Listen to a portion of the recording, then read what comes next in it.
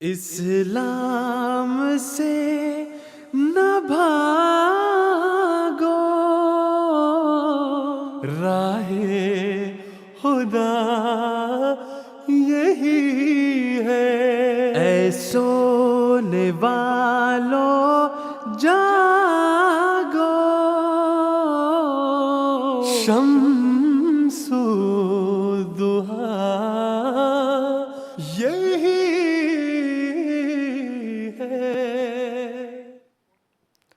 اعوذ باللہ من الشیطان الرجیم، بسم اللہ الرحمن الرحیم۔ السلام علیکم ورحمۃ اللہ وبرکاتہ۔ ناظرین، آج 9 دسمبر 2023 ہے اور پروگرام راہ خدا کے ساتھ جرمنی سے آپ کی خدمت میں حاضر ہیں۔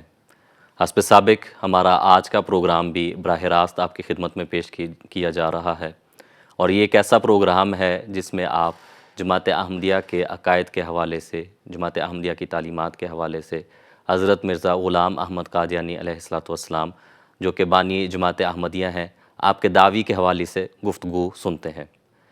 اس پروگرام کو براہ راست پیش کرنے کا ایک مقصد یہ بھی ہے کہ اگر آپ کے ذہن میں جماعت احمدیہ کے بارے میں یا اسلامی تعلیمات کے حوالے سے عموماً کوئی بھی سوال ہو تو جو سکرین پر نمبرز آپ کو دکھائے جا رہے ہیں ان نمبرز پر رابطہ کر کے آپ اپنے سوالات یہاں پر بھجوا سکتے ہیں، آپ براہ راست کال کر سکتے ہیں، تو ہم آپ کے سوالات یہاں پینل میں موجود علماء کی خدمت میں رکھیں گے اور آپ کے سوالات کے جوابات دیں گے۔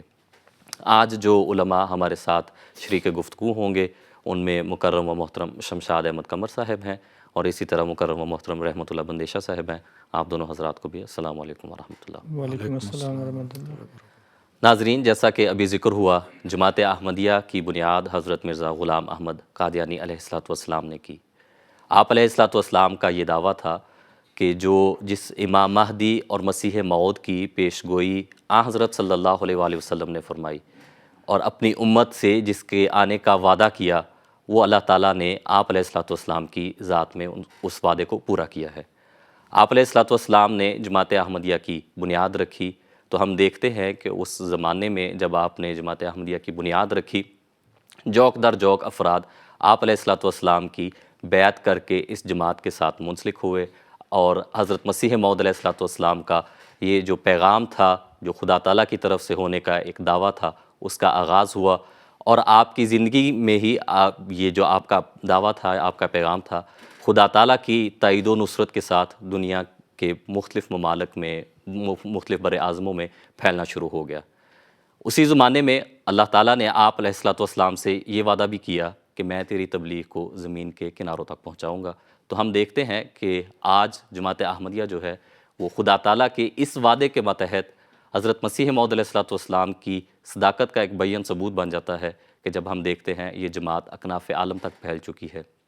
ساری دنیا میں اس جماعت کے افراد حضرت مسیح موعود علیہ السلام کی بیعت کر کے اس جماعت کے ساتھ منسلک ہیں، اور خدا تعالیٰ اس جماعت کو، اس حضرت مسیح موعود علیہ السلام کے اس سلسلے کو مزید ترقیات عطا کرتا چلا جا رہا ہے۔ تو وہ جو سلسلہ ایک گمنام بستی قادیان سے شروع ہوا تھا، آج پوری دنیا میں پھیل گیا ہے، اور اس پروگرام میں، گزشتہ پروگرام سے ہم نے شروع کیا تھا کہ خدا تعالیٰ نے جو انبیاء اور رسولوں کی صداقت کے دلائل قرآن کریم میں بیان فرمائے ہیں، جو خدا تعالیٰ نے انبیاء اور رسولوں کی صداقت کے معیار قرآن کریم میں بیان فرمائے ہیں، ہم ان معیاروں پر حضرت اقدس مسیح موعود علیہ السلام، حضرت مرزا غلام احمد قادیانی علیہ السلام کے دعوی کو بھی پرکھیں کہ کیا آپ خدا تعالیٰ کی طرف سے ہیں کہ نہیں ہیں۔ اور ہمارا ایمان ہے، جیسا کہ ابھی ذکر ہوا، ایک مختصر سی مثال خاک صاحب نے آپ کے سامنے رکھی کہ آپ علیہ السلام خدا تعالیٰ کی طرف سے حضرت صلی اللہ علیہ وآلہ وسلم کی تمام پیش گوئیوں کو پورا کرتے ہوئے خدا تعالیٰ کی طرف سے مبعوث ہوئے ہیں۔ اس حوالے سے ہم نے حضرت اقدس مسیح موعود علیہ السلام کی صداقت کے حوالے سے جو مختلف قسم کے دلائل ہیں ان پر ہم نے بات کرنی شروع کی تھی، اور گزشتہ پروگرام میں مکرم شمشاد احمد قمر صاحب نے یہ قرآن کریم سے یہ بیان کیا تھا کہ قرآن کریم میں خدا تعالیٰ نے ایک سچے نبی کی اور ایک جھوٹے نبی کی جو مثال بیان فرمائی ہے، اس کو شجرہ طیبہ کے طور پر، یعنی جو سچا نبی ہے اس کی مثال شجرہ طیبہ کے طور پر ہے، اور ایک جو جھوٹا نبوت کا دعوے دار ہے اس کی مثال شجرہ خبیثہ کے طور پر ہے۔ تو اس حوالے سے بیان فرمایا تھا، اور آگے اسی کے سلسلے کو، اسی تسلسل کو آگے بڑھاتے ہوئے میں شمشاد صاحب کی خدمت میں ہی آج کا پہلا سوال بھی رکھنا چاہوں گا کہ آپ نے شجرہ طیبہ اور شجرہ خبیثہ کا ذکر کیا تھا، اور اس میں آپ نے یہ بھی ذکر کیا تھا کہ جو بھی جماعت حقیقی طور پر خدا تعالیٰ کی طرف سے ہوتی ہے، جو سچی جماعت ہوتی ہے، اس کی حیثیت قرآن کریم نے شجرہ طیبہ کے طور پر بیان فرمائی ہے۔ تو اسی ذکر میں خدا تعالیٰ کا یہ بھی قرآن کریم میں یہ بھی آیا ہے کہ توتی اکلہا کل حین باذن ربیہا، کہ خدا تعالیٰ کی وہ جماعت جو ہے وہ ہر وقت اپنا پھل بھی دیتی ہے اللہ تعالیٰ کے حکم کے ساتھ۔ تو ہم کس طرح سے یہ سمجھ سکتے ہیں کہ جو یہ جماعت ہے جس کو شجرہ طیبہ کے طور پر بیان کیا گیا ہے، آج بھی اس میں ایسے افراد موجود ہیں جن کا حقیقی طور پر خدا تعالیٰ کے ساتھ تعلق ہے اور جو حقیقی طور پر وہ ثمرات آج بھی اس میں پائے جاتے ہیں؟ اعوذ باللہ من الشیطان الرجیم، بسم اللہ الرحمن الرحیم۔ عرض یہ ہے کہ جیسا کہ بھی آپ نے تفصیل سے بیان فرما دیا ہے کہ قرآن کریم میں جو کلمہ طیبہ کی مثال شجرہ طیبہ سے اور کلمہ خبیثہ کی مثال شجرہ خبیثہ سے دی گئی ہے، اور جو کلمہ طیبہ ہے اس کے بارے میں فرمایا کہ اس کی جڑیں مضبوط ہوتی ہیں اور شاخیں بڑھتی ہیں، آسمان تک پہنچتی ہیں اور اپنے پھل دیتا ہے، جبکہ شجرہ خبیثہ میں یہ چیز نہیں ہوتی، اللہ اس کو اکھاڑ کے پھینک دیتا ہے۔ اس کے بعد خاکسار نے سورہ فتح کی آیات میں یہ تفصیل بھی بیان کی تھی کہ اس میں حضور صلی اللہ علیہ وسلم اور آپ کے ساتھیوں کی جو خصوصیات بیان کی گئی ہیں، وہ خصوصیات اللہ تعالیٰ کے فضل سے جماعت احمدیہ میں پائی جاتی ہیں، اور جماعت احمدیہ کلمہ طیبہ ہے اللہ تعالیٰ کی طرف سے، یہ ہمارا یقین ہے۔ اور اس درخت کی طرح جو شجرہ طیبہ ہوتا ہے، اور یہ نشانی حضور صلی اللہ علیہ وسلم کے صحابہ کی بیان کی گئی ہے، جو تورات کے حوالے سے بیان کی گئی ہے، کہ ایک تو وہ تورات کے حوالے سے کہ رکوع و سجود کرنے والے ہوں گے، اور دوسرا انجیل کے حوالے سے ہے کہ وہ ایک شجرہ طیبہ کی طرح بڑھتے جائیں گے۔ اس کا نتیجہ یہ ہے کہ اس ترقی کو دیکھ کے کافر غصے میں آتا ہے، اور جو مالک ہے، جو کسان ہے، وہ خوش ہوتا ہے۔ اب جب غصے میں آتا ہے کافر، تو یقینی طور پہ کافر سے میری مراد ہے جو اس کا انکار کرنے والے مخالفین ہیں۔ اب جب وہ غصے میں آتے ہیں تو ظاہری بات ہے کچھ قدم بھی اٹھاتے ہیں، اور میں نے یہ بھی عرض کیا تھا کہ اس کی جو آخری حصہ ہے اس آیت کا، اس میں یہ ذکر ہے کہ اللہ کا وعدہ ہے ان لوگوں سے جو ایمان کے ساتھ عمل صالح کرنے والے ہیں کہ ان کو اجر عظیم عطا فرمائے گا اور ان کے لیے نجات کا باعث ہے۔ اب یہ خلافت کا ذکر ہے اس کے اندر۔ آج اصل میں بنیادی چیز جو ان کو نظر آ رہی تھی، اور یہ غصہ کس چیز کا ہے مولویوں کو اور دوسرے مخالفین کو بھی، کہ یہ ایک ابتدائی طور پہ بیج تھا، ہم تو اس کو سمجھتے تھے کہ خود بخود ختم ہو جائے گا، یہ ختم ہونے کی بجائے یہ دن بدن بڑھتا چلا جا رہا ہے، اور اگر یہ اسی طرح بڑھتا رہا تو اس میں ہماری خیر نہیں ہے، اس کی کامیابی ہمیں منظور نہیں ہے۔ یہی وہ چیز تھی کہ ان کو یہ تھا کہ جتنی ترقی جماعت احمدیہ کی ہو رہی ہے، یہ ساری خلافت کی وجہ سے ہو رہی ہے، اور یہی خلافت دراصل ان کو چبھ رہی تھی، اور یہی وجہ بنی 84 میں آرڈیننس کے نافذ کرنے کی۔ چنانچہ جنرل ضیاء الحق نے جو آرڈیننس جاری کیا، اس آرڈیننس کی اگر بیک گراؤنڈ دیکھیں، حضرت خلیفۃ المسیح رابع رحمہ اللہ نے بھی بڑی تفصیل کے ساتھ مختلف خطبات میں یہ بیان فرمائی ہے کہ اصل حملہ ان کا خلافت کے اوپر تھا، اور ان کا یہ خیال تھا کہ خلافت کو تباہ و برباد کر دیں، اس پودے کو اکھاڑ کے پھینک دیں، اس کے بعد ان کو پوچھنے والا کوئی نہیں ہوگا۔ لیکن ان کو پتہ نہیں تھا کہ اگر یہ پودا خدا کے ہاتھ کا لگایا ہوا ہے تو اس کو اکھاڑ کے پھینکنا آسان نہیں ہے، اس کو اکھاڑ کے پھینکنے والا اکھڑ کے گر جائے گا۔ چنانچہ انہوں نے آرڈیننس جاری کیا، لیکن اللہ تعالیٰ خلافت کو بحفاظت وہاں سے ہجرت کی اور مغرب میں لے آیا۔ اب اس کے بعد ان کو مزید غصہ چڑھا، آرڈیننس جاری کر دیا، آرڈیننس جاری کر کے دکھ اور تکلیفیں دینی شروع کر دیں۔ چنانچہ ایسی صورت میں قرآن کریم کیا تعلیم دیتا ہے کہ جب نہ پولیس سے آپ کو عدل مل رہا ہو، نہ عدالتوں سے آپ کو انصاف مل رہا ہو، نہ حکومت عدل اور انصاف سے کام لے رہی ہو، ہر طرف ظلم ہی ظلم ہو، تو پھر اللہ تعالیٰ فرماتا ہے کہ قرآن کریم اس طرف رہنمائی فرماتا ہے فَمَنْ حَاجَّكَ فِيهِ مِنْ بَعْدِ مَا جَاءَكَ مِنَ الْعِلْمِ فَقُلْ تَعَالَوْا نَدْعُ أَبْنَاءَنَا وَأَبْنَاءَكُمْ وَنِسَاءَنَا وَنِسَاءَكُمْ وَأَنفُسَنَا وَأَنفُسَكُمْ ثم نبتہل فنجعل لعنۃ اللہ علی الکاذبین، کہ ٹھیک ہے پھر آ جاؤ، ایک ہی عدالت باقی رہ جاتی ہے جس کی طرف قرآن کریم اشارہ فرمایا، اور وہ اللہ کی عدالت ہے، آ جاؤ پھر وہاں ہم اپنا مقدمہ پیش کرتے ہیں۔ اور حضرت خلیفۃ المسیح رابع رحمہ اللہ تعالیٰ نے اس وقت جب آپ ہجرت کر کے تشریف لے آئے، 3-4 سال اس ظلم اور ستم کے اندر گزرتے رہے۔ 3 جون 1988 کو حضور نے خطبہ ارشاد فرمایا جس میں آپ نے یہ اعلان کیا کہ میں مخالفین کو، جس میں ساری دنیا کے مخالفین شامل ہیں، ان کو میں مباہلے کی طرف بلاتا ہوں، اور اس خطبے میں آپ نے وہ تفصیلات بیان کی۔ اسی طرح وہ ایک خطبہ کافی نہیں تھا، چنانچہ اس سے اگلا خطبہ جو تھا 3 کے بعد 10 جون کا، اس میں پھر مزید تفصیلات اس کی بیان کر کے حضور نے پھر ایک لمبی دعا فرمائی، اور فرمایا کہ یہ ساری میں نے تحریری طور پر لکھ دی ہے، یہ شائع کر دی جائے گی۔ نیچے حضور نے اپنے دستخط فرمائے اور فرمایا کہ جو بھی اس کے اوپر دستخط کرے گا، لیکن وہ دستخط کرنے والا ظاہر ہے کسی جماعت کا نمائندہ ہونا چاہیے، جو دستخط کرے گا پھر وہ 1 سال انتظار کریں، خدا تعالیٰ خود فیصلہ فرما دے گا کہ کس کو تباہ کرتا ہے اور کس کو زندہ رکھتا ہے۔ اب دیکھیں پوری دنیا میں اس کے بعد یہ شائع ہوا ایک مضمون کی شکل میں، اور اس میں پوری دنیا میں یہ جہاں جہاں ممکن تھا ہم نے سارا یہ تقسیم کیا، اور اس پہ دستخط کر کے باقاعدہ طور پہ سامنے تو نہیں آیا کوئی، لیکن ادھر ادھر کی جو طریقہ کار ہوتا ہے وہ کرتے رہے۔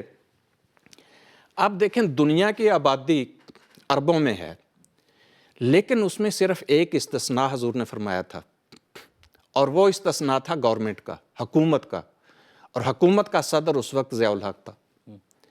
اس میں حضور نے فرمایا تھا کہ، اور جماعت کو یہ ارشاد فرمایا حضور نے کہ دعا کریں کہ اللہ کرے یہ توبہ کر لیں اور اس تباہی سے بچ جائیں، اور دوسری دعا یہ بھی کریں کہ اللہ تعالیٰ عوام الناس پہ تباہی نہ لائے، بلکہ وہ جو تباہی کے ذمہ دار سردار ہیں اس کو پکڑے، نہ کہ عوام کو، عوام بیچاری سادہ لو ہوتی ہے۔ اور ساتھ حضور نے فرمایا کہ یہ بھی ہم نہیں چاہتے کہ کوئی مرے، ہمیں کسی کی موت سے کوئی خوشی نہیں ہے، لیکن یہ ایک بامر مجبوری اللہ کی عدالت میں ہم نے یہ فیصلہ رکھا ہے۔ اور ساتھ فرمایا کہ ان کے لیے دعا کریں، توبہ کر لیں، پھر بھی بچ جائیں گے، اور اگر توبہ نہ کی تو نہیں بچیں گے۔ اب سب کے لیے تو یہ تھا کہ دستخط کریں اور شائع کر دیں تو مباہلہ ہوگا، لیکن حکومت کے لیے حضور نے فرمایا کہ ان کے لیے دستخط کرنا ضروری نہیں ہے۔ یعنی حکومت کا جو حکمران ہے ضیاء الحق صاحب، ان کے لیے فرمایا کہ اس کے لیے یہ ضروری نہیں ہے کہ یہ دستخط کرے، اس کے لیے ضروری ہے کہ یہ ظلم اور ستم جو جماعت احمدیہ پر روا رکھے ہوئے ہے، بے گناہ احمدیوں پر ظلم کے پہاڑ توڑے جا رہے ہیں، ان کو جیلوں میں پھینکا جا رہا ہے، اس سے باز آ جائے۔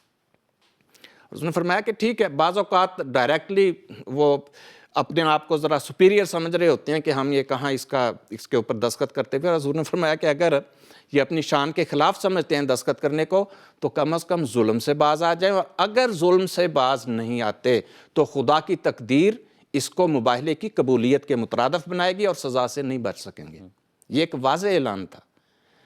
اچھا، اب اس کے بعد حضور بار بار یہ ارشاد فرماتے رہے کہ دعا کریں گے بچ جائے، دعا کریں گے بچ جائیں، لیکن وہ سلسلہ ظلم کا بڑھتا چلا گیا، اور بڑھتے بڑھتے حتیٰ کہ 17 اگست کو اس کا جہاز تباہ ہوتا ہے۔ 12 اگست 1988 کا جو حضور نے خطبہ ارشاد فرمایا، اس میں حضور نے اپنی ایک رویا کا ذکر فرمایا۔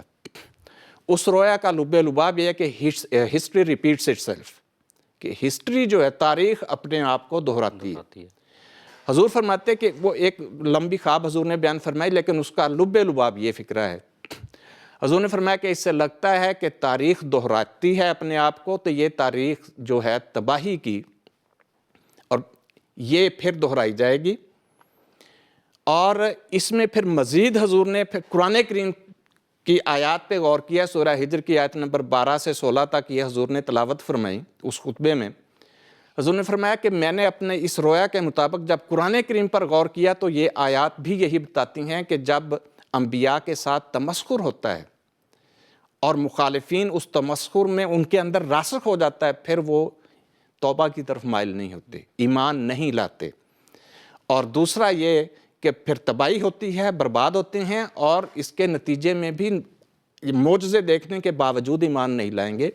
آیات یہ ہیں حضور کہ حضور نے یہ آیات تلاوت فرمائی، ما یاتیہم من رسول الا کانوا بہ یستہزئون کذالک نسلکہ فی قلوب المجرمین لا یؤمنون بہ وقد خلت سنت الاولین، کہ یہ جو تمسخر کرنے، جو بھی نبی آتا ہے اس کے ساتھ یہ تمسخر کرتے ہیں، یہ چیز ان کے دلوں میں راسخ ہو جاتی ہے. لا یؤمنون بہ، پھر وہ ایمان نہیں لاتے، توبہ کی طرف مائل نہیں ہوتے.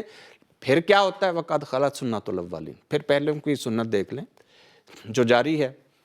اب پھر فرمایا وَلَوْ فَتَحْنَا عَلَيْهِمْ بَابًا مِّنَ السَّمَاءِ فَظَلُّوا فِيهِ يَعْرُجُونَ لَقَالُوا إِنَّمَا سُكِّرَتْ أَبْصَارُنَا بَلْ نَحْنُ قَوْمٌ مَسْحُورُونَ، کہ یہ تو الگ رہا نشان. اتنا کھول کے بھی نشان اگر بیان کر دیں، اللہ تعالیٰ فرماتا ہے کہ آسمان کے دروازے کھول دیے جائیں، ان دروازوں میں یہ چڑھ بھی جائیں، آنکھوں سے دیکھنے کے باوجود یہ نہیں مانیں گے. انہوں نے پھر بھی کہنا نہیں ہماری آنکھوں پہ جادو کیا ہے. یہ درست نہیں ہے، ہماری آنکھوں پہ جادو ہوا ہے، ہمیں سحر کر دیا گیا ہمارے اوپر. تو جب قوموں کی یہ حالت ہو جائے تو پھر سزا کے بغیر تو نہیں بچا کرتا. چنانچہ اس کے بعد حضور فرماتے ہیں اس خطبے کے اندر ہی کہ اس رویا نے میرا دل ہلا کے رکھ دیا ہے، اور مجھے ان آیات پر غور کرنے کے بعد جو خدا کی طرف سے یہ تفہیم ہے، میں سمجھتا ہوں کہ اب اس کی سزا مقدر ہو گئی ہے. اب ان میں سے ایک طبقے کے لیے یہ سزا مقدر ہے. دعا کریں کہ اس میں قوم اس سزا میں شامل نہ ہو. اور دوسرا حضور نے فرمایا کہ جو دعا کا اس کا فائدہ اب نہیں ہے کیونکہ سزا مقدر ہے، مجھے لگ رہا ہے. اور دوسرا جو ان آیات سے یہ بھی ظاہر ہو رہا ہے کہ نہیں، معجزہ دیکھنے کے باوجود لوگ مانیں گے نہیں. مجھے یہ بتائیے کہ خدا کی طرف ایک بندہ اپنے آپ کو منسوب کرتا ہے، اس کے خدا کا یعنی اس کے نبی کا خلیفہ ہونے کا دعوے دار ہے، اور حضرت مسیح موعود علیہ الصلوۃ والسلام کا تو دعوے یہ ہے کہ باقی جتنے دین ہیں ان کا قصوں کہانیوں کے اوپر انحصار ہے. اسلام کا انحصار قصوں کہانیوں کے اوپر نہیں ہے. اسلام زندہ مذہب ہے، اور میں اس مذہب کو زندہ ثابت کرنے کے لیے آیا ہوں.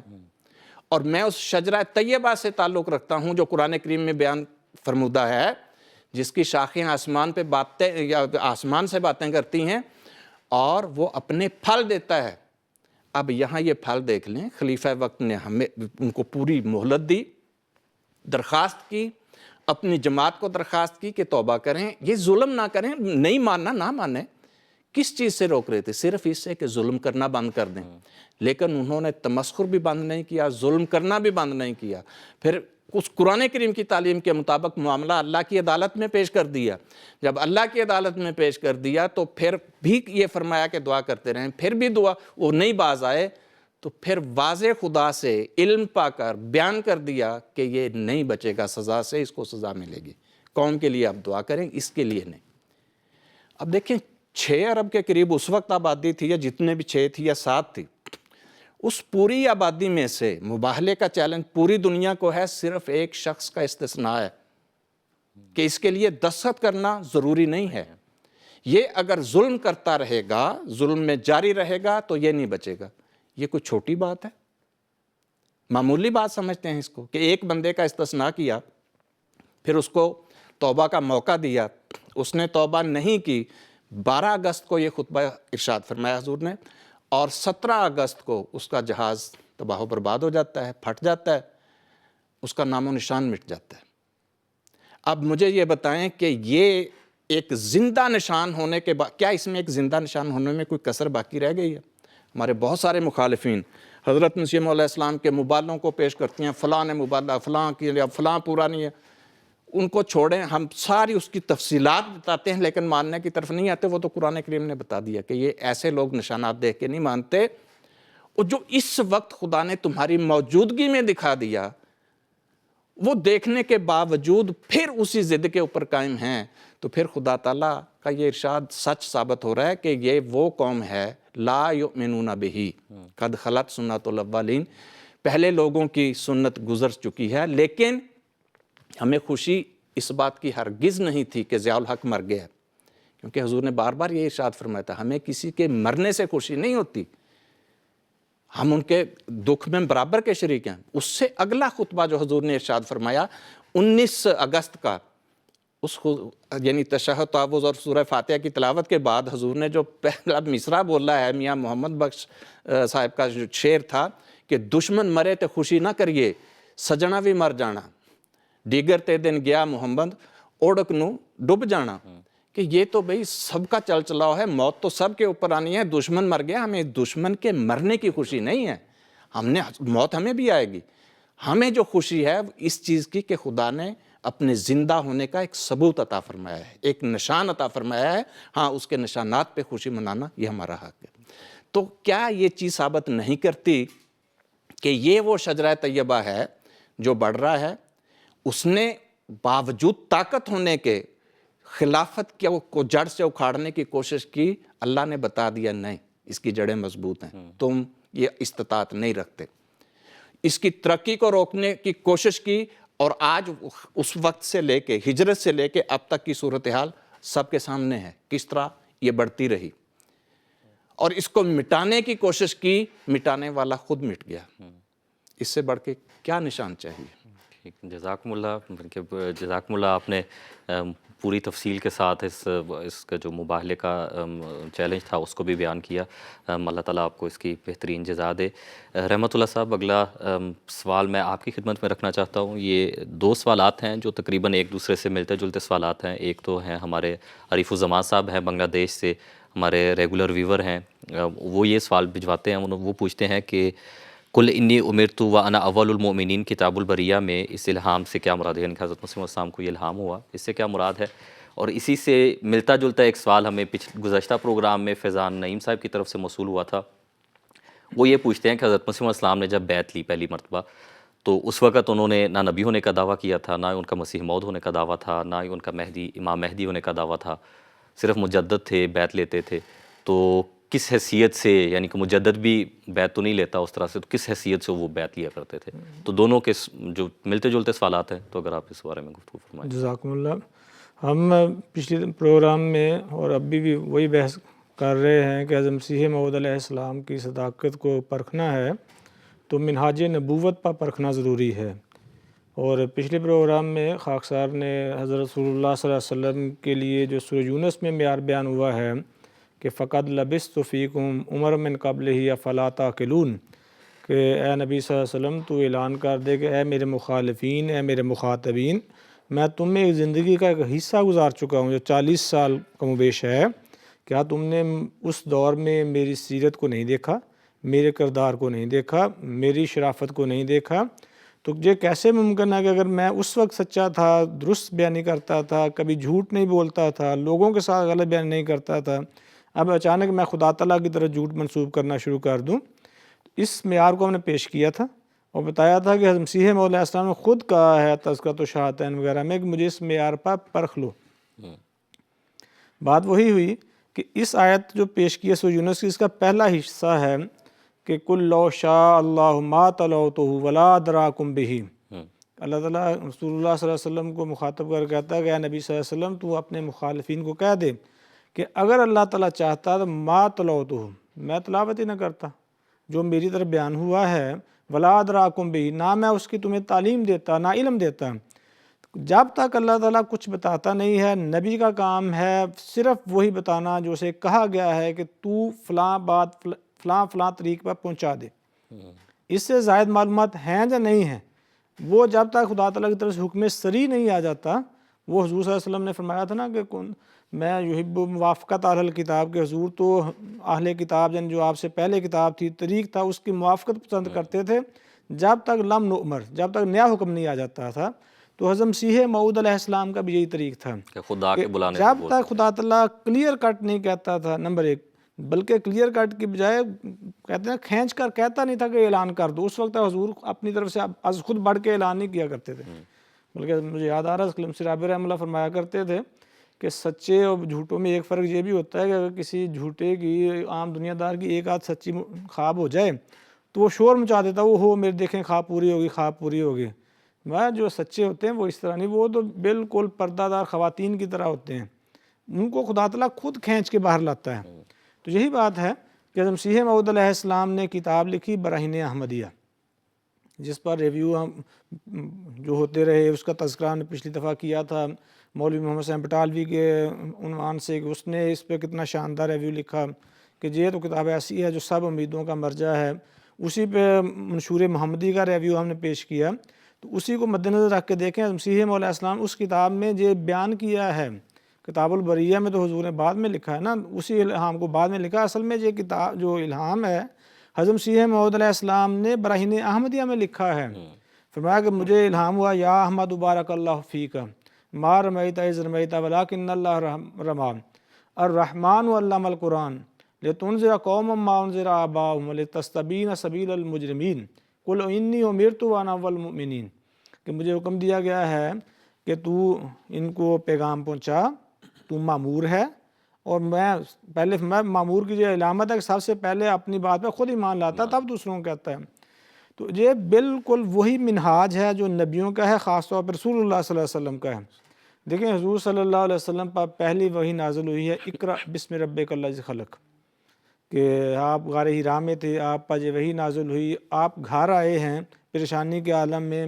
حضرت خدیجہ رضی اللہ عنہا نے کہا ہے کہ حضور آپ پریشان نہ ہوں، آپ میرے چچا ہیں ورقہ بن نوفل، ان کے پاس لے گئے ہیں حضور کو خدیجہ، تو انہوں نے کیا کہا تھا کہ حاذا الناموس الذی انزل علی موسیٰ، کہ یہ تو وہ فرشتہ ہے جو اس نے آپ کو آگے بتایا ہے کہ بھئی اقرأ بسم ربک الذی خلق، جو موسیٰ علیہ السلام پر نازل ہوا تھا، اور موسیٰ علیہ السلام پر شریعت والا فرشتہ نازل ہوا تھا۔ تو گویا حضور کو ابھی علم نہیں ہوا کہ آپ نے کیا دعویٰ کرنا ہے، کیا کون آیا ہے۔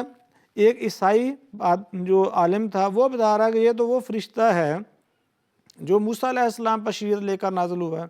آپ نے اس کے باوجود فوری طور پہ اعلان نہیں کیا کہ میں آج سے نبی بن گیا ہوں، میں آج سے شریعت والا نبی بن گیا ہوں، بلکہ پہلی وحی کے بعد معروف ہے اصطلاح اسلام فترۃ الوحی، کچھ عرصہ وحی میں توقف ہوا ہے۔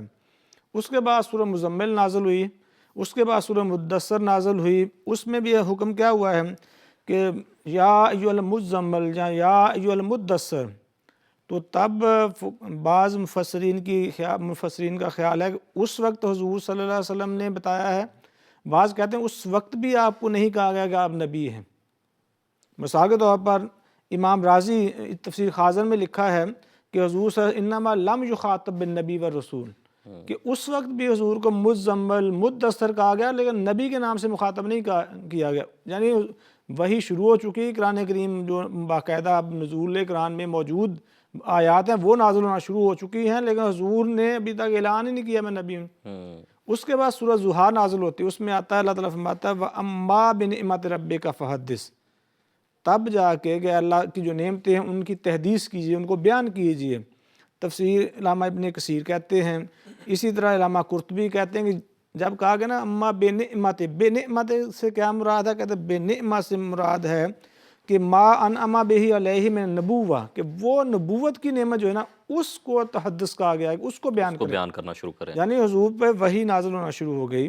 حضور صلی اللہ علیہ وسلم آپ کے علم میں ہے، سب کے علم میں ہے کہ جس وقت حضور پہ وحی نازل ہوئی حضرت خدیجہ فوراً ایمان لے آئیں، حضور پہ وحی نازل ہوئی حضرت بکر صدیق تک اطلاع پہنچی وہ فوراً ایمان لے آئے، حضرت علی رضی اللہ عنہ کو علم ہوا فوراً ایمان لے آئے، حضرت زید جو حضور کے غلام تھے فوراً ایمان لے آئے۔ کس چیز پہ ایمان لائے تھے؟ ابھی تو نبی کا نام ہی نہیں دیا گیا۔ تو جتنا علم ہو چکا تھا وہ قرآن آیت کے مطابق قُل لَوْ شَاءَ اللَّهُ مَا تَلَوْتُ وَمَا أَدْرَاكُمْ بِهِ، کہ جتنا اللہ نے کہا تھا اتنا بیان کر دیں، اتنا بیان کیا، لوگوں نے ایمان لانا شروع کر دیا۔ جب اللہ نے مزید کا بیان کرنے کا حکم دیا مزید بیان کر دیا اور لوگ ایمان لانا شروع ہو گئے۔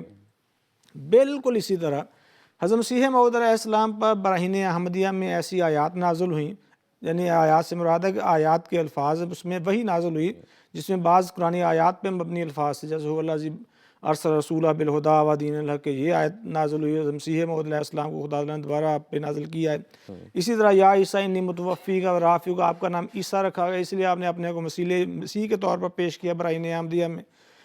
لو کان الایمان والی حدیث جو ہے وہ حضرت مسیح موعود علیہ السلام پہ نازل ہوئی، لیکن حضور نے جہاں تک کہا گیا تھا کہ آپ مجدد ہیں، امرتو کے مطابق معمور من اللہ کا آپ نے دعویٰ کیا ہے، جب تک اللہ نے نیکسٹ آپ کو نہیں بتا دیا، بلکہ جب مسیح موعود علیہ السلام نے اشتہار شائع کیا ہے جس میں آپ نے کہا کہ اب مجھے حکم ہوا ہے کہ اب آپ بیعت لیجیے، حالانکہ اس سے پہلے لوگ بیعت کا کہہ رہے تھے وہ صوفی احمد جان صاحب نے تو معروف وہ شعر بھی ہے کہ آپ ہم مریضوں کی ہے تم پہ نظر والا، کہ ہم مریضوں کی تو آپ پہ نظر ہے کہ آپ بیعت کا اعلان کریں. حضور نے بیعت نہیں لی. جب اللہ تعالیٰ کی طرف سے حکم ہوا ہے تو آپ نے بیعت کا اعلان کر دیا. مثال کے طور پر حضور فرماتے ہیں کہ مجھے حکم دیا گیا ہے کہ جو لوگ حق کے طالب ہیں وہ سچا ایمان اور سچی ایمانی پاکیزگی اور محبت مولا کا راہ سیکھنے کے لیے اور گندی زیست اور کاہلانہ اور غدارانہ زندگی کے چھوڑنے کے لیے مجھ سے بیعت کریں. مجھے عربی میں الہام ہوا. عربی میں کیا الہام ہوا تھا کہ اذا عزمت فتوکل علی اللہ، کہ جب تو اللہ تعالیٰ پہ بھروسہ کر لے تو پھر اللہ تعالیٰ پہ توکل کر. وصنع الفلک، کشتی بنا بأعیننا، ہماری آنکھوں کے سامنے، ووحینا، اور جیسے ہم بیان کر رہے ہیں وہی کر رہے ہیں. اللہ زینہ یبایعونک انما یبایعون اللہ ید اللہ فوق ایدیہم، کہ اللہ کا ہاتھ بیعت کنندگان کے ہاتھ کے اوپر ہوگا. تو جب یہ الہام حضرت مسیح موعود علیہ السلام کو ہوا، آپ کو کہا گیا وصنع الفلک بأعیننا، کہ ہماری آنکھوں کے سامنے کشتی تیار کی، بیعت لیجئے، تو حضور نے فرمایا کہ میں بطور مامور من اللہ بیعت لیتا ہوں. تو جہاں پہ یہ بات ہرگز گڑبڑ نہیں کرنی چاہیے کہ نبی مامور مرسل جو ہوتا ہے پہلے دن ہی سب کچھ اعلان کر دیتا ہے. دیکھیں میں نے ابھی تذکرہ کیا کہ حضور صلی اللہ علیہ وسلم پر پہلی وحی نازل ہوئی، آپ نے فوری طور پر یہ نہیں کہا کہ میں خاتم النبیین ہوں، آپ نے کہا ہی نہیں. بلکہ حدیث میں لکھا ہے کہ حضور مکہ میں موجود تھے تو حضور نے فرمایا کہ کسی کے لیے جائز نہیں ہے، اور بلکہ فرمایا من قال انا خیر من یونس بن متی، کہ جو کہتا ہے میں یونس علیہ السلام سے افضل ہوں فقط کاذب، وہ جھوٹ بولتا ہے. کیا نعوذ باللہ یہ غلط بیانی ہے؟ حالانکہ حضور تو خاتم النبیین تھے. بلکہ فرمایا میں تو اس وقت بھی خاتم النبیین تھا جب کبھی آدم پیدا نہیں ہوئے تھے. بالکل. پھر حضور کیوں کہہ رہے تھے؟ حضور مکہ میں تھے تو حضور نے یہ فرمایا کہ اس کے علاوہ مثال کے طور پر حضور مکہ میں تھے، حکم ہوا کہ وانذر عشیرتک الاقربین، اپنے قریبی عزیز رشتہ داروں کو ڈرائیے. پہلا الہام یہ ہوا. تو دوسرا کیا اس سے پہلے چھوٹا تھا یا دوسرا آیا لتنذر ام القربی من حولھا، کہ مکہ اور ارد گرد جتنی بستیاں ان تک انذار کیجیے. چھوٹے ہلکے سے وسیع پہلے ہوا محدود رشتہ دار عشیرتک الاقربین، دوسرا مکہ اور ارد گرد. مکہ میں ہی تھے حضور صلی اللہ علیہ وسلم تو آپ کا الہام ہوا کہ میں قل یا ایھا الناس انی رسول اللہ علیکم جمیعا، کہ اے نبی تو اعلان کر دے کہ اے تمام لوگوں میں تم سب کی طرف رسول بنا کر بھیجا گیا ہوں. تو گویا مکہ میں حضور پہلے اپنی قوم تک، پھر مکہ ارد گرد، اس کے بعد پوری دنیا کے لیے نذیر. تو ظاہر ہے مثلا جو بندہ پوری دنیا کے لیے نذیر ہے، پوری دنیا کے لیے نبی ہے، وہ بہرحال جو ایک قوم کے نبی ان سے بڑا ہے. لیکن حضور صلی اللہ علیہ وسلم نے فوری طور پہ تب بھی اعلان نہیں کیا کہ میں خاتم النبیین ہوں. حتیٰ کہ دیکھیں صحابہ نے سمجھ لیا کہ حضور صلی اللہ علیہ وسلم خاتم النبیین ہیں، حضور صلی اللہ علیہ وسلم افضل النبیین ہیں. اس کی ایک مثال یہ دیتا ہوں. جب حضور مکہ سے ہجرت کر مدینہ آ گئے ہیں، دو اشخاص میں لڑائی ہو گئی، ایک یہودی اور ایک مسلمان. مسلمان میں حضرت ابوبکر صدیق تھے. یہودی کہتا تھا کہ سب سے افضل نبی ہیں موسیٰ علیہ السلام. مسلمان کہتا تھا کہ نہیں، سب سے افضل نبی ہے رسول اللہ صلی اللہ علیہ وسلم. اور لڑائی بحث و مباحثہ اتنا بڑا ہے کہ مسلمان نے تھپڑ مار دیا اس یہودی کو. بات حضور تک پہنچی. حضور میں لا تخیرونی علی موسیٰ، ایک میں لکھا ہے حدیث میں لا تفضلونی، کہ مجھے موسیٰ پر فضیلت نہ دو. بھئی حالانکہ رسول اللہ صلی اللہ علیہ وسلم تو اس وقت بھی خاتم النبیین تھے، تب کہ ابھی موسیٰ پیدا بھی نہیں ہوئے تھے، آدم بھی پیدا نہیں ہوئے تھے. فرمایا میں تو اس وقت کا خاتم النبیین تھا. کسی نے حضور کو مخاطب کیا کہ یا خیر البریہ، اے لوگوں میں سے، انسانیت میں سے سب سے افضل. میں ذاکا ابراہیم، میں مجھے نہ کہو وہ تو ابراہیم ہے.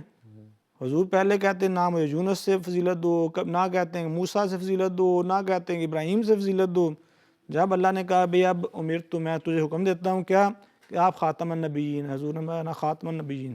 اور یہی صورتحال حضرت مسیح علیہ السلام کے جب اللہ نے کہا کہ بھئی مرزا صاحب آپ کہتے ہیں مجدد ہیں، آپ نے کہا میں مجدد ہوں. جب آپ کو کہا گیا محدث کا اعلان کرے، آپ نے محدث کا اعلان کر دیا.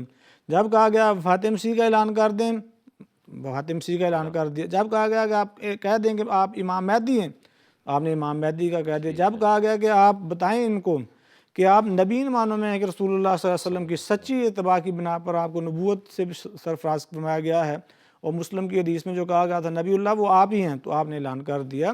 تو گویا حضرت رسول اللہ صلی اللہ علیہ وسلم کی منہاج پر، انبیاء کی منہاج پر جب جیسے جیسے امرتو کا حکم ہوتا گیا، حکم دیا جاتا رہا، آپ بتاتے رہے کہ یہ حکم ہے، مجھے یہ ہدایت کی گئی ہے، مجھے یہ ہدایت کی گئی. بالکل سورہ یونس کی طرح کہ جب اللہ نے کہا کہ تلاوت کرنی ہے کہ نہیں کرنی، آپ نے بتا دیا کہ حکم دینا ہے، کہا ادری، آپ نے اطلاع دینی ہے، دے دی۔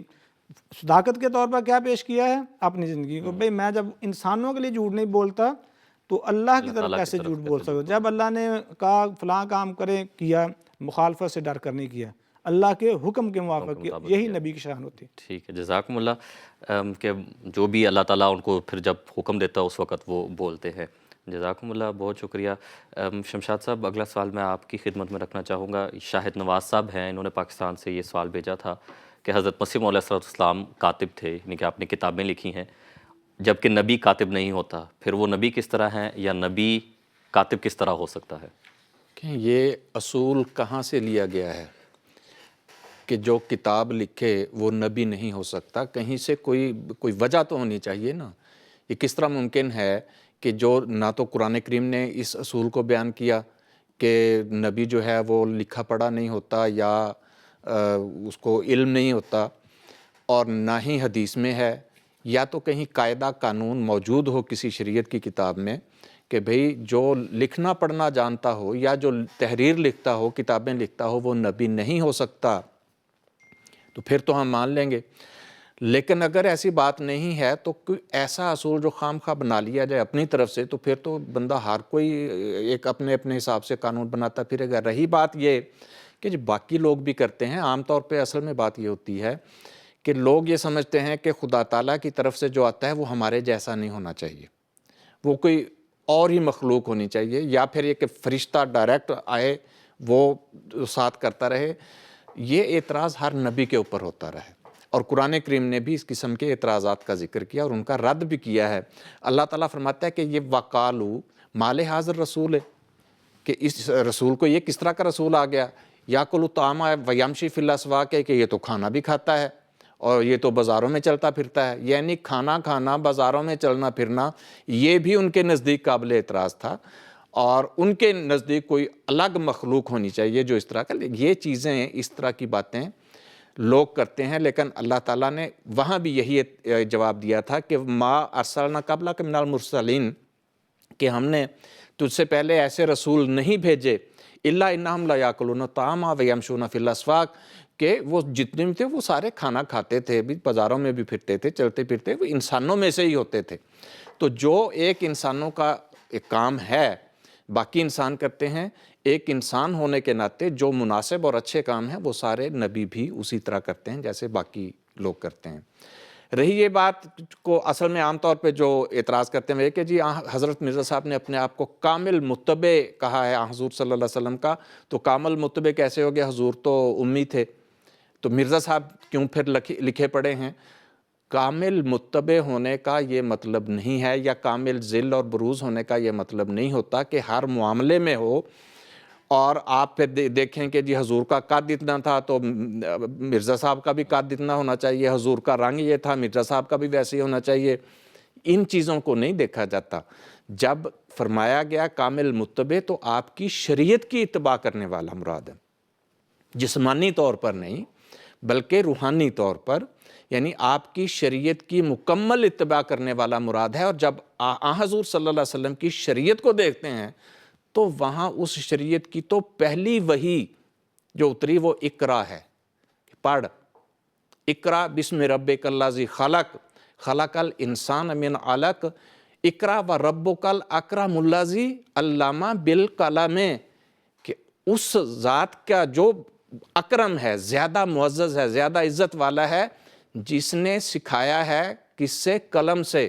تو قلم کا استعمال جب اللہ فرما رہا ہے، پہلی وحی کے اندر فرما رہا ہے، اور آپ یہ کہہ رہے ہیں کہ آنے والا امام مہدی یا مسیح موعود وہ پہلی وحی کا ہی انکاری ہونا چاہیے کہ اس کو کچھ بھی اس کو قلم چلانے ہی نہ آتا ہو؟ کہاں کا؟ یہی باتیں ہیں جنہوں نے مسلمانوں کو پیچھے رکھا کہ دین نے، ہماری شریعت نے، نبی پاک صلی اللہ علیہ وسلم جو لے کے آئے اس میں تعلیم پر بہت زور دیا گیا، لیکن مسلمان ان چیزوں کو لے کے پیچھے ہٹ جاتے ہیں۔ تعلیم میں خود تو ترقی نہیں کی، اور اس ترقی نہ کرنے کے نتائج آج ظاہر ہو رہے ہیں۔ یہ دین سے دوری ہی ہے کہ علم سے پیچھے رہ گئے۔ اچھا، دوسری بات یہ کہ پہلی میں نے پھر قرآن کریم میں سورہ نون میں اللہ تعالیٰ فرماتا ہے نون والقلم وما یسطرون، کہ میں شہادت کے طور پر پیش کرتا ہوں قلم کو اور جو کچھ قلم کے ساتھ لکھا جاتا ہے اس کو بھی. تو یہ کس کی شریعت ہے؟ کیا اس شریعت کی اتباع کرنا گناہ ہے یا غلط بات ہے؟ تو آنے والا امام مہدی اور مسیح موعود کیا اس پہ عمل نہیں کرے گا؟ کیا اس شریعت کا علم نہیں سیکھے گا؟ تو اللہ تعالیٰ تو بیان فرما رہا ہے کہ یرفع اللہ الذین آمنوا منکم والذین اوتوا العلم درجات، کہ اللہ تعالیٰ ایمان والوں کا رفع کرتا ہے، یعنی ان کو بلند درجات عطا فرماتا ہے، اور ان کو جو علم حاصل کرتے ہیں، یعنی علم حاصل کر کے کیا وہ اپنے تک رکھتے ہیں؟ کیا وہ دوسروں میں پھیلانے کی کوشش نہیں کرتے؟ اور سورہ تکویر میں دیکھیں وہاں تو یہ چھاپا خانوں کا ذکر ہے، وَإِذَا الصُّحُفُ نُشِرَتْ، صحیفے نشر کیے جائیں گے. کیا امام مہدی اس کے اوپر عمل نہیں کرے گا؟ نہیں کرے گا. تو پھر وہ جو خود عمل نہیں کر رہا ہے شریعت کے اوپر، خود علم نہیں سیکھ رہا، خود قلم کا استعمال نہیں کر رہا، وہ دوسروں کو شریعت کی پابندی کیسے کروائے گا؟ پھر حضور صلی اللہ علیہ وسلم فرماتے ہیں کہ طلب العلم فریضۃ علی کل مسلم، کہ علم کا حاصل کرنا ہر مسلمان کا فرض ہے. تو کیا اس فرض سے امام مہدی علیہ السلام یا آنے والا مسیح مستثنا ہے؟ کہیں لکھا ہے ایسا کہ شریعت کی ان باتوں کو حضور صلی اللہ علیہ وسلم کے ان احکامات کی وہ پابندی نہیں کرے؟ وہ پابند نہیں ہے ان باتوں کا. اگر علم حاصل کرے گا تو اس علم کو ظاہر ہے پھیلائے گا. حضور صلی اللہ علیہ وسلم تو اپنے صحابہ کے لیے علم کی اتنی تڑپ رکھتے تھے کہ وہ جنگی قیدی جو جنگ میں آپ کے پاس آئے تو وہاں جو مکاتبت کی گئی دوسرے ذرائع سے ان کو چھوڑنے کے کہ وہ فدیہ دے دیں، یہ کر دیں وغیرہ وغیرہ، ان میں ایک شرط یہ بھی رکھی تھی کہ جو کوئی اگر کوئی ان میں سے پڑھا لکھا ہے ہمارے 10 آدمیوں کو لکھنا پڑھنا سکھا دے، اس کو آزاد کر دیا جائے گا. اب یہاں سے آپ اندازہ کریں کہ رسول پاک صلی اللہ علیہ وسلم قلم سے سیکھنے اور قلم سے سکھانے کو تحریر کرنے پر اس کو کتنی اہمیت دے رہے ہیں. لیکن افسوس ہے کہ یہاں یہ کہا جا رہا ہے کہ جی نہیں، کہ چونکہ رسول پاک امی تھے لہٰذا اب ساری قوم کو ہی امی بننا ہے. امی ہونا یہ کسی نبی کے بارے میں نہیں آیا سوائے حضرت اقدس محمد مصطفیٰ صلی اللہ علیہ وسلم کے. آپ کو یہ اعزاز حاصل ہے کہ آپ کے بارے میں اللہ تعالیٰ نے فرمایا کہ آپ امی ہیں، اور یہ پیشگوئی بھی آپ کے بارے میں تھی. تَجِدُونَهُمْ مَكْتُوبًا عِندَهُمْ فِي التَّوْرَاةِ، کہ اب تورات میں بھی انجیل میں بھی وہ لکھا ہوا پاتے ہیں کہ وہ نبی آئے گا وہ امی ہوگا. لیکن اگر یہ کہیں کہ جی سارے نبی ہی امی ہوتے تھے تو اس کا مطلب ہے محمد مصطفیٰ صلی اللہ علیہ وسلم کی شان کو خدا کے بندو تم کم کر رہے ہو. یہ صرف اور صرف حضرت اقدس محمد مصطفیٰ صلی اللہ علیہ وسلم کی شان تھی کہ آپ ایک ایسے نبی تھے جو امیوں میں آئے، خود بھی امی تھے. لیکن باقی انبیاء کے بارے میں، حضرت عیسیٰ علیہ السلام کے بارے میں ان سے پوچھیں عیسائیوں سے کہ آپ ان پڑھ تھے؟ نہیں، وہ خود تسلیم کرتے ہیں کہ پڑھے لکھے تھے، پڑھتے تھے. مدرسوں ان میں ذکر کیا کہ کن کن کہاں کہاں جا کے وہ تعلیم حاصل کرتے رہے ہیں. پھر حدیث میں آتا ہے کہ پہلا شخص جس نے قلم سے لکھنا سیکھا وہ حضرت ادریس علیہ السلام تھے. تو اس لیے یہ ان باتوں میں نہیں پڑھنا چاہیے، یہ جہالت کی باتیں ہیں. آنے والا مسیح، آنے والا امام مہدی وہ حضرت اقدس محمد مصطفیٰ صلی اللہ علیہ وسلم کی شریعت کی مکمل پیروی کرنے والا ہوگا، اور ہونا تھا اور وہ ہے. اور اس شریعت کے اندر تعلیم کا حاصل کرنا، علم کا سیکھنا اور سکھانا یہ فرائض میں شامل ہے. اور آنے والا مسیح اور امام مہدی اس فریضے کو خود بھی ادا کرتا تھا، اور آگے بھی اس نے یہ فریضہ ادا کیا کہ اگلے آنے والی نسلوں کے لیے بھی وہ تعلیم جو محمد مصطفیٰ صلی اللہ علیہ وسلم لے کر آئے تھے، تحریری طور پر بھی، تقریری طور پر بھی، عملی طور پر بھی، قولی طور پر بھی، ہر لحاظ سے اس کو پھیلایا. اور یہ پھیلانا جرم نہیں ہے بلکہ یہ فرض تھا، اور آپ نے یہ فرض بخوبی پورا کیا ہے. جزاکم اللہ، بہت شکریہ. رحمۃ اللہ صاحب، اگلا سوال یہ ظفر محمود احمد صاحب ہیں پاکستان سے. انہوں نے یہ سوال بھجوایا ہے. اصولی طور پر تو ساتھ اگر وہ تحریر، انہوں نے حضرت مسیح السلام کی ایک تحریر کا ذکر کیا ہے، تحریر بھی ساتھ ہوتی تو حوالہ ہوتا تو زیادہ مناسب تھا، لیکن اگر آپ پھر بھی اس پر گفتگو فرما دیں. وہ بیان کرتے ہیں کہ حضرت مسیح السلام نے اپنی کسی تحریر میں لکھا ہے کہ حضرت علی رضی اللہ تعالیٰ عنہ مردہ ہیں، جو فیض حاصل کرنا ہے وہ مجھ سے کرو. حضرت علی رضی اللہ تعالیٰ عنہ تو شہید ہیں، اور قرآن کریم کے مطابق شہید مردہ نہیں. پھر آپ علیہ السلام نے انہیں مردہ کیوں کہا؟ ظاہری طور پر تو حضرت علی رضی اللہ تعالیٰ عنہ اس دنیا میں ہمارے سامنے موجود نہیں ہے. زندہ ایک انسان حیات سامنے، حضرت علی رضی اللہ تعالیٰ عنہ اس طرح حیات تو نہیں ہے، مردہ ہی ہے، جو فوت شدہ ہے اس کو مردہ ہی کہتے ہیں، اور جو شہداء ہیں وہ بظاہر سامنے دنیا میں موجود زندہ انسانوں کی طرح چلتے پھرتے نہیں ہیں، وہ خدا کے حضور زندہ رہتے ہیں۔ دراصل یہ تحریر ہے حضرت مسیح موعود علیہ السلام کی ایک ایسے انسان کے بالمقابل جو علی رضی اللہ تعالیٰ عنہ کی شان میں غلو کرتا تھا، یعنی جو اصل شان ہے اس سے بڑھ کر بیان کر رہا تھا۔ دراصل شیعوں کا ایک عقیدہ ہے خلافت علی بلا فصل، یعنی حضرت علی رضی اللہ تعالیٰ عنہ بقول شیعہ رسول اللہ صلی اللہ علیہ وسلم کے بعد بغیر کسی فاصلے کے پہلے ڈائریکٹ خلیفہ ہیں۔ شیعوں کے نزدیک حضرت علی رضی اللہ تعالیٰ عنہ درست خلیفہ ہیں، لیکن نعوذ باللہ حضرت ابوبکر، حضرت عمر، حضرت عثمان خلفاء نہیں ہیں۔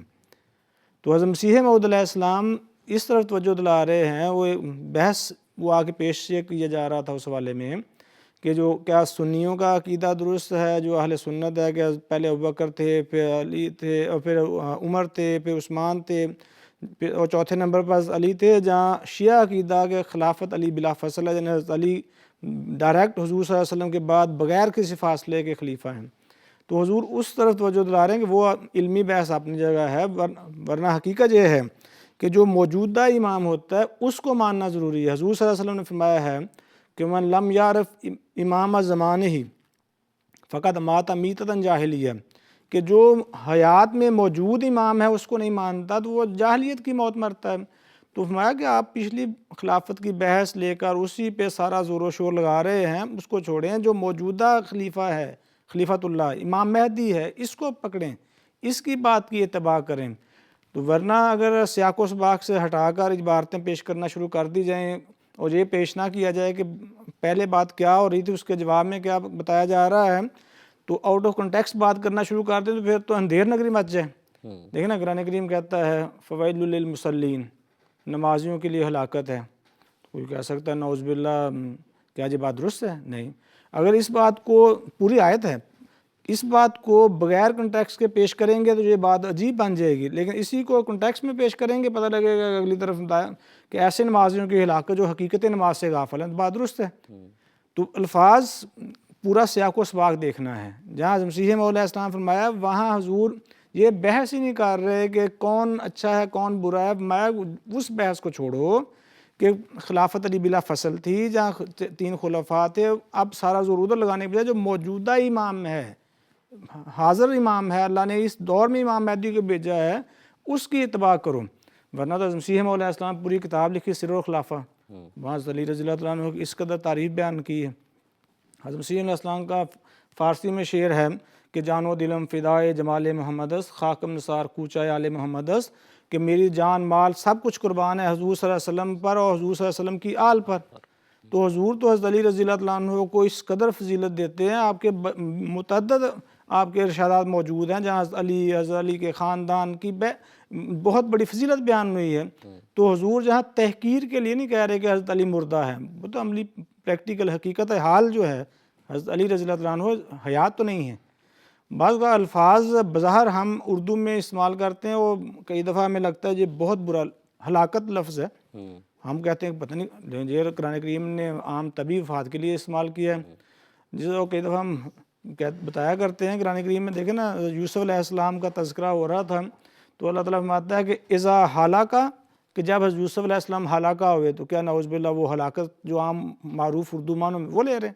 نہیں، عربی لفظ ہے۔ وَإِذَا هَلَكَ قُلْتُمْ لَن يَبْعَثَ اللَّهُ مِن بَعْدِ رَسُولًا، کہ یوسف فوت ہو گیا ہے، اس کے بعد اللہ تعالیٰ کسی نبی کو دوبارہ مبعوث نہیں کرے گا۔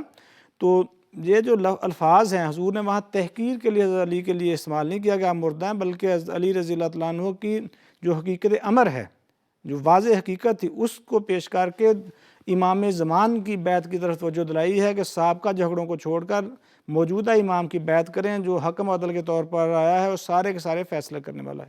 ٹھیک ہے، جزاکم اللہ۔ شمشاد صاحب، ہمارے پاس یہاں پر الحمدللہ سوالات کافی موصول ہو رہے ہیں۔ حافظ نثار صاحب ہیں، انہوں نے سوال بھیجا ہے، طاہر محمود صاحب ہیں، محمد آصف چغتائی صاحب ہیں۔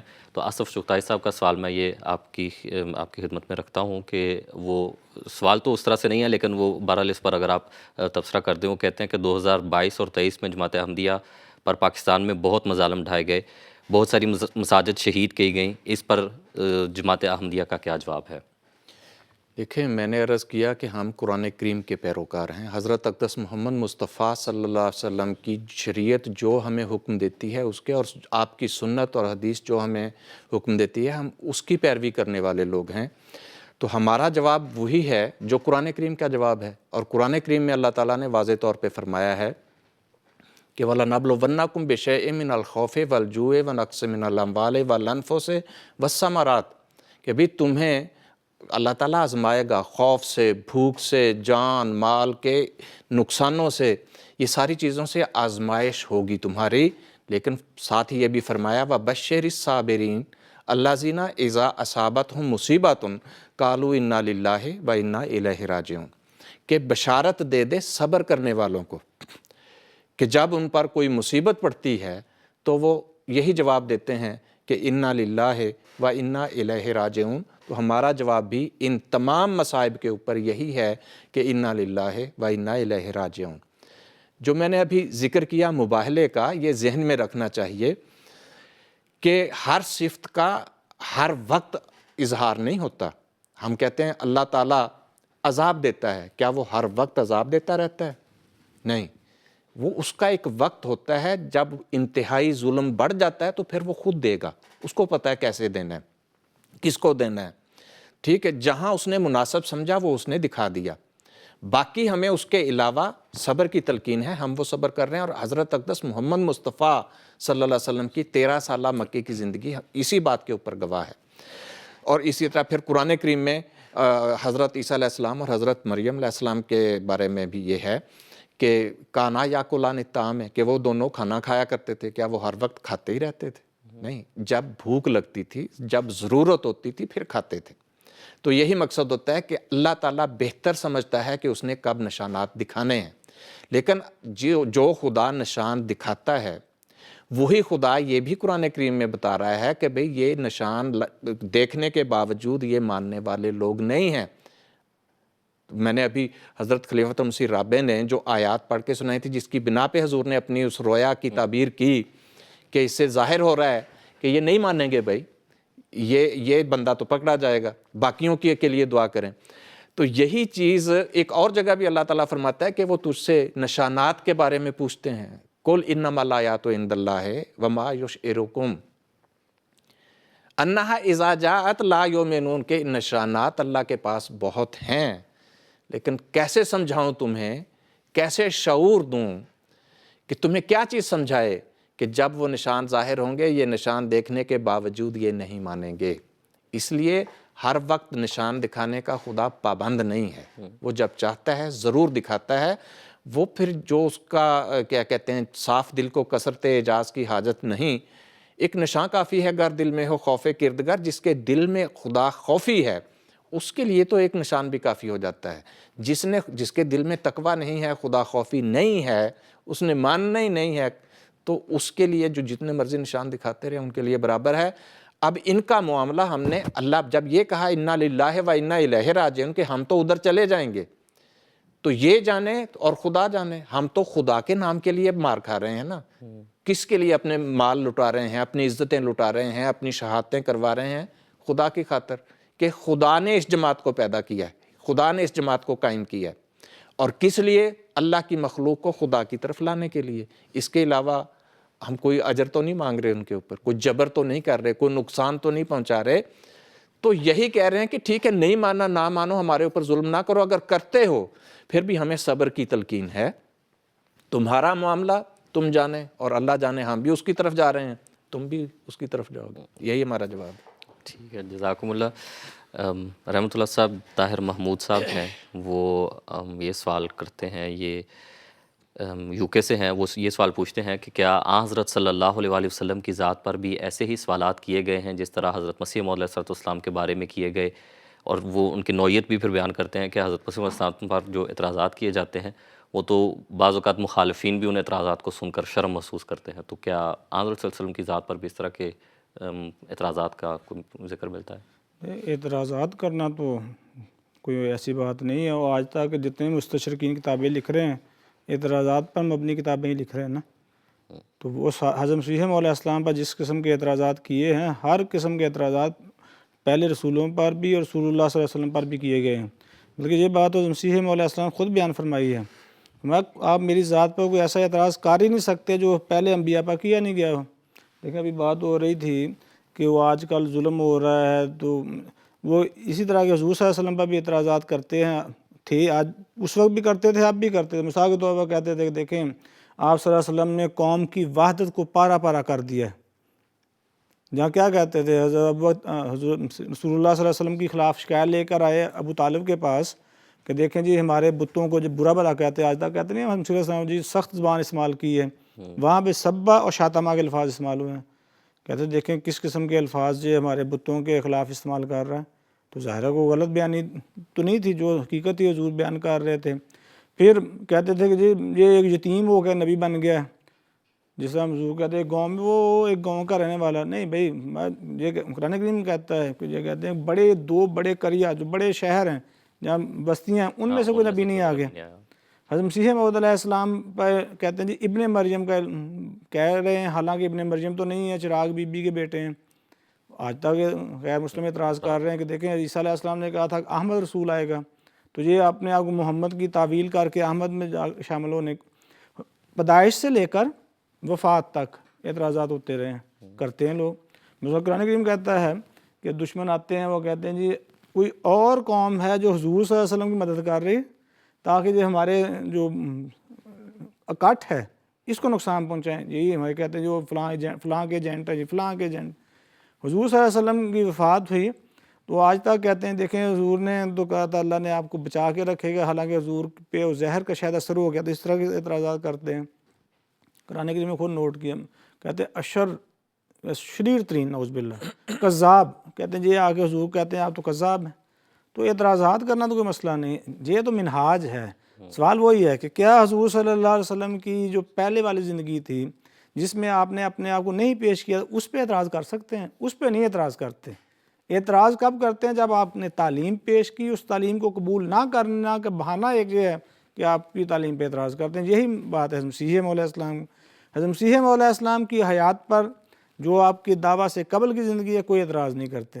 وہ بعد میں کہتے ہیں جی فلاں جگہ وہ تبدیلی کر دی، فلاں حوالہ بھول گئے، فلاں، بھئی بعد میں تو آپ اعتراضات کر سکتے ہیں نا، لیکن اگر اعتراض کرنے ہیں تو پھر اس کو ہے تب بھی کوئی اعتراض نہیں، منہاج نبوت پر رکھیں گے تب کوئی اعتراض نہیں باقی رہے گا۔ یعنی کہ حضرت مسیح علیہ السلام نے بھی جب عیسائی جب ادھر بھارت میں انڈیا میں اس جگہ پر گئے ہیں، اس علاقے میں گئے ہیں، تو وہ کس طرح سے مسلمانوں کو عیسائیت میں لے کے آتے تھے، وہ اسی طرح سے لے کے آتے تھے کہ حضرت صلی اللہ علیہ وسلم کو دیکھو ان پہ تو کوئی رتبہ ہی نہیں ہے، تو یہ اعتراض ہی ہوا نا دوسرے رنگ میں۔ ارے کہ بلکہ کل پرسوں میں سوشل میڈیا ویڈیو دیکھ رہا تھا، وہ جو حضرت مسیح موعود علیہ السلام نے فرمایا تھا نا کہ عیسیٰ کو مرنے دو، اس میں اسلام کی حیات ہے، وہ یہی پیش کر رہا تھا مولوی یہودی، غیر یہودی عیسائی پادری تھا، وہ کہہ رہا تھا دیکھیں محبوب کون ہے، ہمیشہ محبوب کو اپنے لیے دو میں سے ایک کو سلیکٹ کرنا ہو تو محبوب کو ہم سلیکٹ کریں گے، اللہ کو، رب کو، وہ تو باپ خدا کہہ رہا تھا، باپ خدا کو کون محبوب تھا؟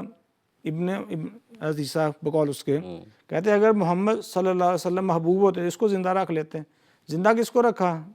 بقول ان کے عیسیٰ علیہ السلام کو۔ تو یہ اعتراضات تو بعد میں ہوتے رہتے ہیں، اس میں تو کوئی ایسی کہ جو بھی تعلیم پر مخالف ہے اس نے تو صاف ظاہر اعتراض ہی کرنا ہے، اس نے اس چیز کو اعتراض کے رنگ میں، تعلیم پر بھی اعتراضات، شخصیت پر بھی اعتراضات۔ آج تک نہیں کہتے کہ حضور نے اتنی شادیاں کر لیں، تو اس میں تو کوئی ایسی بات ہے ہی نہیں کہ اعتراضات ہونا تو کوئی مسئلہ نہیں۔ کیا وہ اعتراض فی الحقیقت ہے یا نہیں ہے؟ اگر تو فی الحقیقت ہے تو مسئلے والی بات، اگر فی الحقیقت نہیں ہے اعتراض تو پھر وہ صداقت کی دلیل ہے۔ بلکہ سورہ یاسین میں اللہ تعالیٰ کہتا ہے کہ یا حسرۃ علی العباد ما یأتیہم من رسول الا کانوا بہ یستہزئون، کہ ایک کیا کبھی یہ تو اللہ کی پرماننٹ سنت ہے کہ کبھی کوئی رسول اور نبی آیا نہیں ہے جس پر لوگ استہزاء نہ کرتے ہیں۔ تو استہزاء کیسے ہوتا ہے کہ شخصیت پر اعتراض کیا جا رہا ہے، شخصیت پر ہنسی کی جا رہی ہے، آپ کی تعلیم پر ہنسی کی جا رہی ہے، فلاں چیزوں پہ ہنسی کی جا رہی ہے۔ آج کل مثال کے طور پر حضور انور ایدہ اللہ تعالیٰ جو مسلمانوں کی متفرق جنگیں ہوئی ہیں حضور صلی اللہ علیہ وسلم کی حیات میں، ان کا تذکرہ کر رہے ہیں، تو کیا دشمن آج تک اعتراض نہیں کرتا کہ مسلمان لونڈیاں بنا لی ہیں؟ جہاں اعتراض نہیں کرتا کہ مسلمانوں نے جبر کیا ہے، حالانکہ جو حقیقت سے بالکل ان کا دور کا تعلق نہیں ہے۔ اسی کی وضاحت ہم اس پروگرام میں پیش کر رہے ہیں۔ بحثیت مجموعی ہم جماعت پیش کر رہی ہے، لیکن اعتراض کرنے والے تو اعتراض کرتے رہتے ہیں۔ ٹھیک ہے، جزاکم اللہ، یعنی کہ اعتراض کوئی اس کے کوئی اتنی وقت نہیں ہوتی، ٹھیک ہے، جو مخالف ہے اس نے اعتراض کرنا ہے، اس نے تو ایک لحاظ سے اس کو وقت کے طور پر دیکھنا ہے۔ تو جزاکم اللہ، آپ نے جو اس پروگرام میں آج شامل ہوئے، آپ دونوں علماء کا انشاءاللہ ناظرین آج کا جو پروگرام ہے وہ اپنے وقت اختتام کو پہنچ رہا ہے۔ انشاءاللہ اگلے ہفتے ہم دوبارہ آپ کی خدمت میں پروگرام راہ ہدیٰ کے ساتھ جرمنی سے آپ کی خدمت میں حاضر ہوں گے۔ ہمارے پاس کچھ سوالات ہیں، عریف الزمان صاحب کے سوالات بھی ہیں، ابھی حافظ نثار صاحب نے ایک سوال بھیجا تھا، تو انشاءاللہ آپ کے ان سوالات کو ہم اگلے پروگرام میں شامل کرنے کی کوشش کریں گے۔ تب تک کی اجازت دیجیے، السلام علیکم ورحمۃ اللہ وبرکاتہ۔